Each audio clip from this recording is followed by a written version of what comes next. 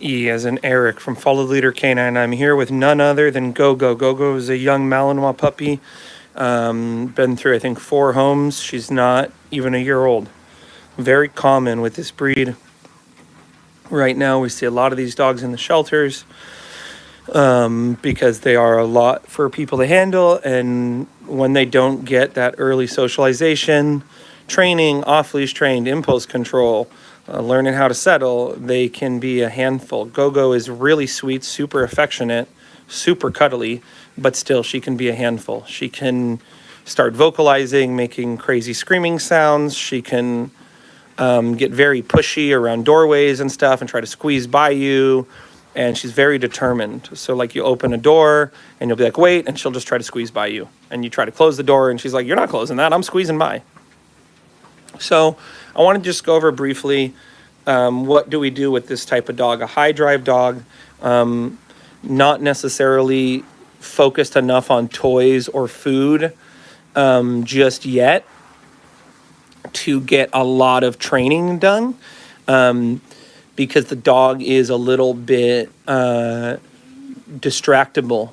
And so although we're able to use food in very low distraction environments, we're a little bit limited in what we can do because she still gets distracted. And so, holding commands, maintaining focus without getting a reward every 3 seconds is hard for her.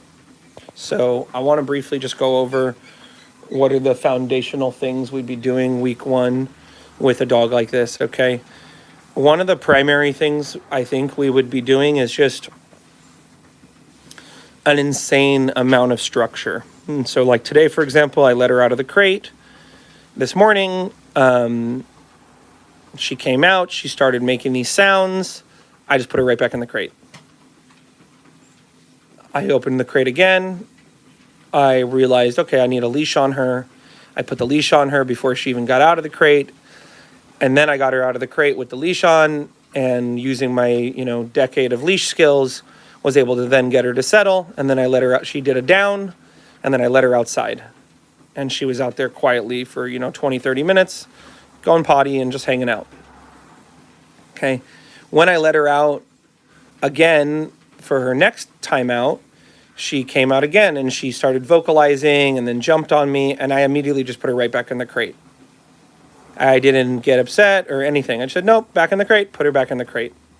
So the first week, the intensive crate training is to just show the dog, hey guys, this is a 9-month-old Malinois, been rehomed 5 times, I believe. A sweet dog, but very high energy. Her owners are very experienced. They have another Malinois, but they brought her to us right after adopting her because they know she's going to need intensive work. This dog is sweet, but she has done crazy vocalization like you never heard about. She will squeeze by you at doorways. She will pull on the leash, to the point where she could choke herself unconscious. So I'm just going over what type of stuff we do in 1 week with a dog that is 9 months old, not trained, really sweet, but very excitable and very reactive, okay?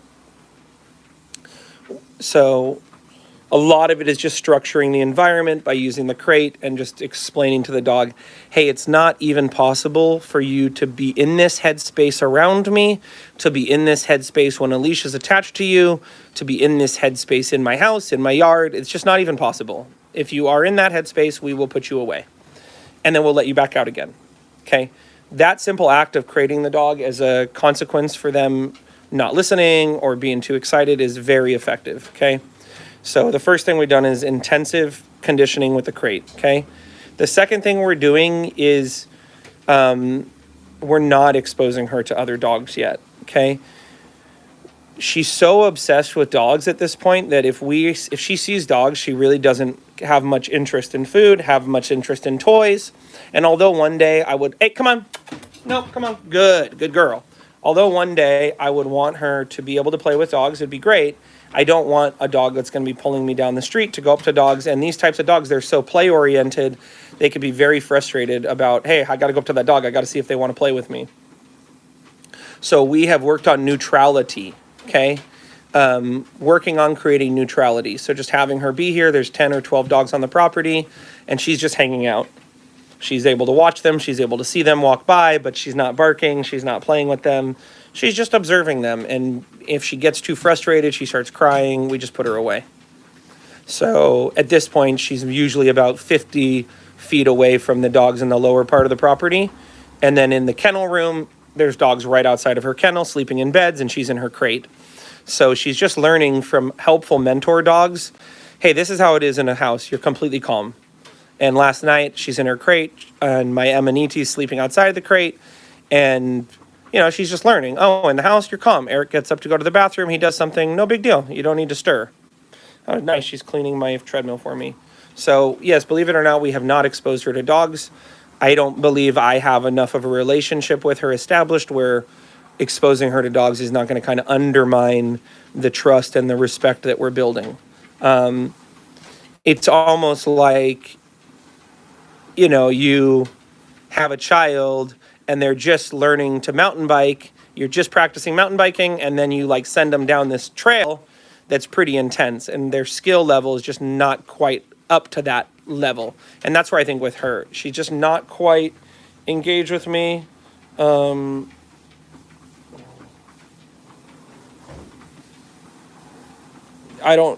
are interesting comments on YouTube that I am reading right now that personally, they don't make any sense to me, so I'm not going to respond to them.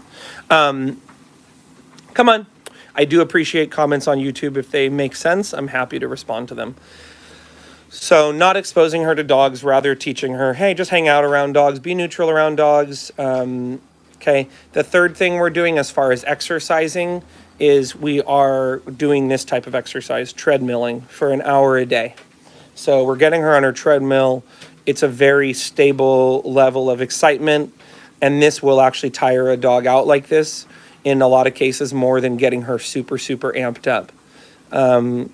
We haven't seen her play with toys that much. She tends to be distracted. She wants to play with dogs.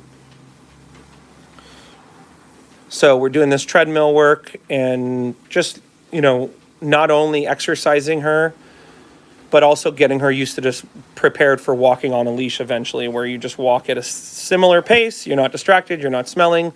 And so the treadmill, it does help prepare the dog for eventually walking, which I know this person, they really love their walks with their dogs, and they're going to want to walk her anywhere from 5 to 10 or even more miles a day, believe it or not. So she's going to need the stamina and the endurance mentally to be able to stay focused on just walking at a normal pace, not getting distracted. So we've gone over the crate work. We've gone over the creating neutrality around dogs. And I should add also with people that when we see people show up, she's not going crazy. She's not getting super excited. We're just keeping that very calm too. And hey, even with me, if she comes out and she's too excited, I just put her back away, pull her back out. She needs to be calm around me. Okay. And then the third thing is the exercise, in terms of exercising her physically in a way that's not getting her more amped up, but really just helping her practice kind of calmly getting this energy out of her system, and mentally exhausting her through having to spend 30 minutes, controlling her impulse to get off the treadmill, staying focused on the task at hand. So really mentally and physically tiring her out in conjunction. Okay. The three things that we're not doing. One thing that we're not doing with her is crating or kenneling her alone or far away from us if possible. So I bring her in my van with me when I go run errands. I have her in a crate that's pretty close to my bed and pretty close to my bedroom. I want her to feel included. I want her to feel a part of me and my family.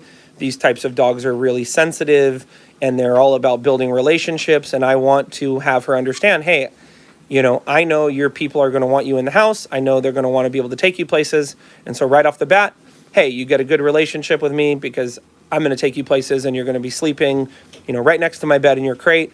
I don't want to push this dog too far and stress her out when she's just a young dog. And so I want to be flexible with her in whatever way I can while not undermining the training. And if that means the crate, is right next to my bed, no problem. If that means she's going on errands with me so that she feels included with me, no problem. Because I know that I can't exercise her a lot off leash right now.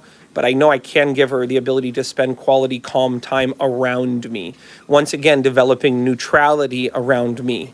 Hey, we go places, you're close by me, but you're just kind of neutral and you're just hanging out. You don't always have to be up in my business. You don't always have to be getting attention from me, but I do want you included in my life. So we are not creating her in a way that is creating a feeling of her being isolated and far away from us, but really showing her, no, being calm and being in the crate, that's a part of being in the family. Okay. The second thing that we're not doing, I touched on earlier, we're not going into high excited exercise modes with the attempt to try to physically tire her out. These types of dogs, physically, to tire them out physically is nearly impossible. And without having control, impulse control, communication with the dog clearly off leash, a lot of engagement from the dog. I don't want the dog, for you guys just tuning in, this is the dog, 9 months old, been rehomed 5 times, I believe. Apparently was in a crack house. What's up, Emma? How you doing? So there you go. Good job. Good. So I don't want to physically get her all amped up with the goal of tiring her out. I know from experience you will make a athletic dog more athletic if there's not structure and there's not a clear order of operations in terms of, hey, here's how you get excited, here's how you act when you're not getting excited. You can make a super athlete. And so, yes, of course, we're going to exercise the dog, but we don't want to just, for example, if I let her play with dogs 4 hours today, she's going to expect to play with dogs 4 hours tomorrow. And then her stamina is going to get up, and pretty soon she'll be able to play with dogs 8 hours a day. These types of dogs, you physically cannot tire them out. Mentally, you can tire them out. And through structure, you can teach them the proper amount of excitement to have during a day. But people brought me working dogs like this that are missing their pads on their feet from running, chasing the ball too much. Their teeth are worn down from chewing on the toy too much. And even they can end up, as my own working dog is now finding, they can even end up with hip and joint issues because they just go so hard. So I'm actually working with my own dog right now on her impulse control and her slowing down because she hurt her hips through all of her exciting stuff she does. Good job. Okay. The other thing we're not doing, we're not petting her when she's anxious. We're not petting her when she's excited. We're really focusing on petting her when she's in a really calm, cuddly, very relaxed state. So that may be a belly rub, that may be calm pets on the head, but it is a lot of massaging and calm petting. We're not tickling the dog. We're not petting her when she's jumping on us or if she seems overwhelmed or crying. We're not petting her. We're just petting her when she's calm. And so far she's doing really good with that. So, we're not exercising her in a really intense way right now. We're not petting her when she's anxious or, anticipating stuff. And that goes along with the other thing too of we're not talking to her, looking at her when she's overly excited. We're not talking to her and talking to her, saying her name a bunch, saying no a bunch. I had to catch myself this morning. She was in her crate. She started making sounds. I was like, no. And I realized, Eric, she doesn't know what that word means. If you keep saying no and she keeps crying, pretty soon no doesn't mean, it means cry. And so I caught myself and I said, Eric, either ignore the behavior or do something about it. And in that particular case, I just went and let her out of the crate. I said, whatever, just let me let her out of the crate because I don't have any way to address the crying. But there is a tendency with this type of dog to be pulling on the leash, talking to them, touching them, saying their name, saying no, when they're really not actually listening or in the right headspace. So kind of just recognizing, oh, this is the dog that's in the right headspace I want to spend time with. And oh, this is the dog not in the right headspace. So even if that means earlier, I just left her outside this morning because I knew, hey, around me, she gets too excited. So instead I just had her in the yard by herself and she's really calm in there, just chilling. Good girl, huh? Yeah. The last thing I would say that we're not doing is we're not giving her food for free. All of her food she's working for, whether that's me sprinkling food out on the patio and she spends 20 minutes looking for her dinner like she did last night, or that's me paying her as she practices coming in and out of doorways, but we're working with her with all of her food. We're not giving her any food for free. What do I mean for free? In a bowl without some goal in mind as to why we're giving her the food. Even if we were giving her the food in her crate, We're giving it to her for being calm in there. We're giving it to her to help condition her to want to be in her crate more. But we're not doing any food for free. So not giving food for free, not exciting the dog and trying to exercise them physically to tire them out, and not giving them access to my dogs and people here when they're not ready for that yet. Those are the three things we're not doing. What are we doing? We're using the crate a lot to simply set the dog up for success and have a place to put the dog away if she's not in the right headspace. We are exercising her in a calm way on the treadmill and mentally exercising her. And good job. Good girl. No. Good. So I forgot the third thing I'm doing. But yeah, basically, this is a dog. Been here for 3 days. Been rehomed, I believe, 5 times. I believe came from a crack house. And the owners are very experienced. But they were aware when, as soon as they got her, they said, oh my God, this is a lot of dog. And it's true. These dogs can be a lot of dog, even for experienced handlers. People love to criticize the treadmill. People love to criticize everything now on the internet. The dog, just so people are aware, the dog's not tied up. So, the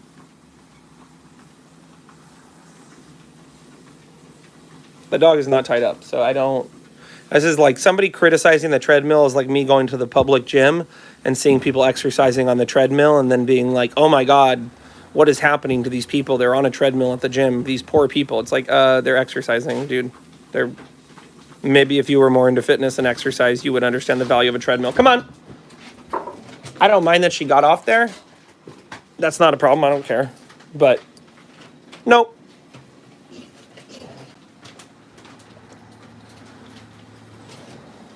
No, are we done?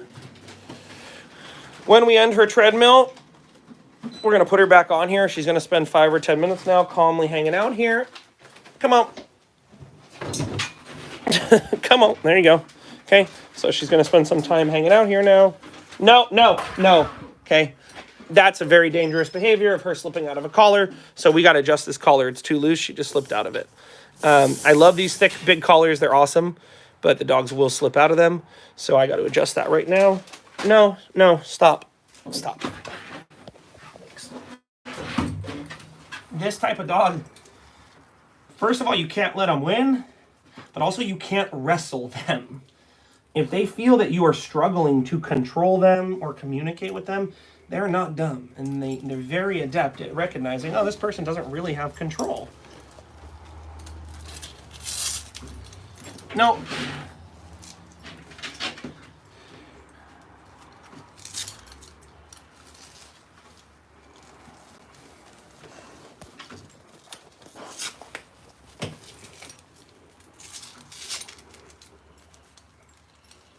This thing's crazy.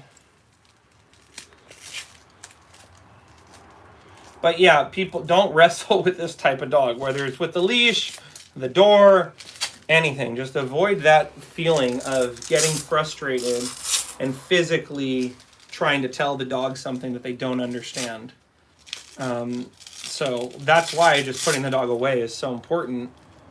And that's also why I don't have the crate in a way where the dog feels isolated. Like I have the crate in a place where she knows, like, you're not in trouble, you're just not doing what you need to do to be out of the crate. And the dog, believe it or not, they will figure it out with time. They actually figure it out pretty quickly. I would say, actually, the quicker you are to just put them back in the crate, as soon as they're not listening, the sooner they'll figure it out. The more that you linger, and it's like, oh, they're okay, they're not that bad, it's fine. Go, no, go, no, why is she acting like this? Oh my God, put her in the crate now. It's already too late. Now you put her in the crate, but you practice doing that stuff for like 10 minutes, and that was enough. Believe it or not, folks, if I can do a training session in 2 minutes, look up here for a second. If I can do a session in 2 minutes, with a dog like this, in 2 minutes, I can teach them something new and create a foundation and a behavior that will last for the entirety of their entire life. In 2 minutes. I'm not exaggerating. I will take the dog out. I will teach them something. I will work with them for 2 minutes. and I will put them away. If me, a professional master trainer, intentionally teaching the dog something for 2 minutes, is able to stick with them for their entire life, do you not think that them being out for 2 minutes around a squirrel, another dog, anything, in just 2 minutes can then also teach them something, if they are rewarded in that 2 minutes, that they will maybe do for the rest of their life? Yes, folks, it only takes 2 minutes. You know, if I let this dog come out and then she jumps on me, and then I let her out the backyard, and she jumps on me and I let her in the backyard, and she jumps on me and I let her in the backyard, like, she's gonna keep jumping on me. If she jumps on me and I immediately just put her away, I'm gonna stop jumping. So less is more, and I'm gonna stop the video there. But I appreciate you guys. Okay, the comments that are not helpful, I suggest you guys keep leaving comments like that, because it only helps my algorithm and it just makes more people watch my videos. So please keep up the strange comments. That does help me get more views. But I appreciate you all. Hope you all have a great day. And no. Case in point, I said no. If she doesn't stop, I'm definitely not saying no again.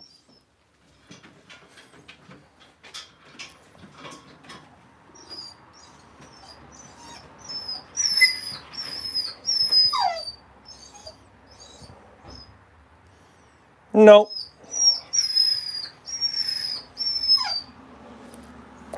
At this point, saying no is actually reinforcing this behavior 100%.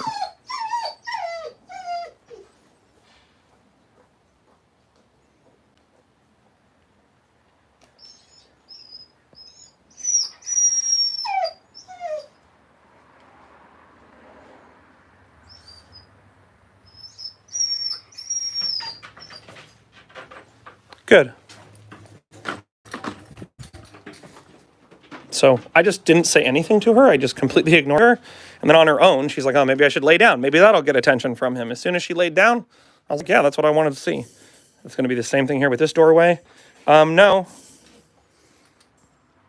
Realize when I say no, I'm either saying, hey, doing that's going to lead to a consequence, or it's not possible for you to do that. But if, like, she was crying there and I say no, and she's like, I can cry. What are you talking about? Well, no doesn't really mean anything. Or if I say no and I don't have some sort of consequence, which I'm not going to have a consequence for her crying at this point. It's not really even that bad. Okay, come on. Now let her out. Come on, Pumpkin. So now I'm going to walk her back over to this other yard. She's all happy. She's like, oh, look at me. Plenty of water over here, princess. Plenty of water over here. Come on, princess. No, let's go. She's going to try to slip out of the collar again because she just learned that earlier. Nope, come on. Nope, nope, nope. And you got to be careful when that behavior happens, because if the collar, even if it's on pretty tight, these dogs have kind of a small head. She still could probably slip out of it. If I pull directly over the top of her head, because the leash was kind of pulling like this, I think it made it hard for her to slip out. Good girl, Go-Go. So we'll let her potty for a little bit, and we'll put her back in her crate, have her settle, and we'll bring her out again in a little bit, do some more work with her again. Go.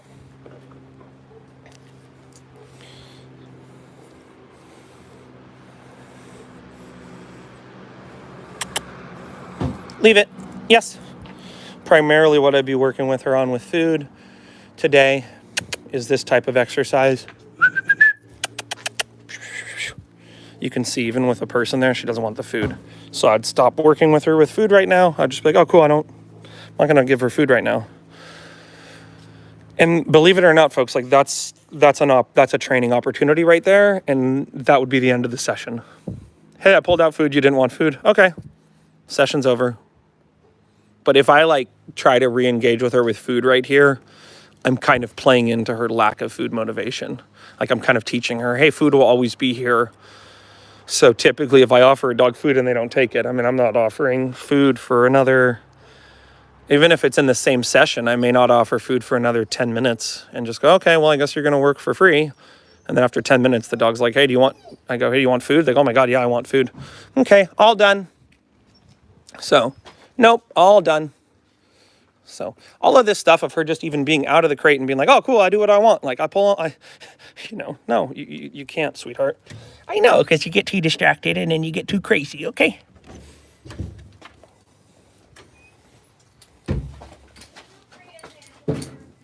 Upstairs? Oh, okay.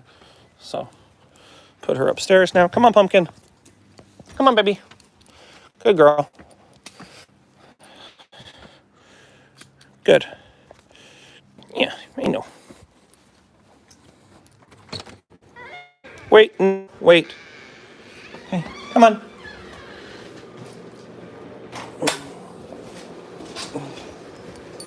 Come on, kennel. Nope. Kennel.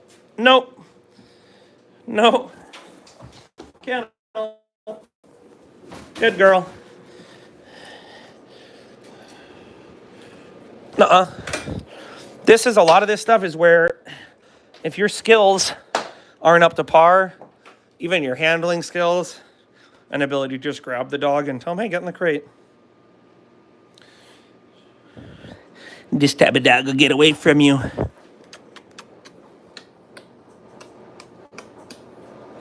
Okay, and give her some kisses.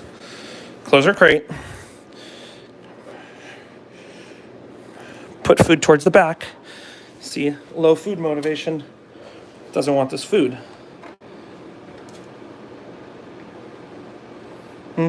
Liver.